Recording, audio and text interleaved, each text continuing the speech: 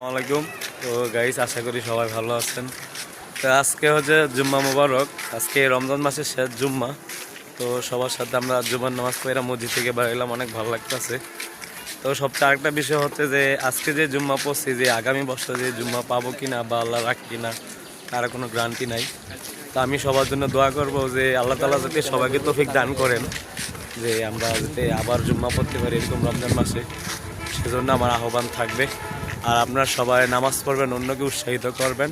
আর নামাজটা শুধু রোজা রমজান আসলেই পড়বেন না, যে সবসময় পড়বেন, সেটা আল্লাহর রহমত বরকত থাকে। আশা করি সবাই ভালো থাকবেন ইনশাল্লাহ। প্রিয় মুসলিম ভাই, তো আমাদের আল্লাহর রাস্তা ছাড়া কোনো গতি নাই। সারা বছর তো সবাই সুদ খাইছেন, এনের কথা হেনে লাগাইছেন, তাতে কি শান্তি পাইছেন?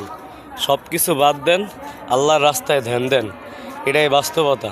আমরা মুসলমান, নামে মুসলমান না হইয়া কামে হন, সেতে পাইবেন আল্লাহর মন ভরা ধন।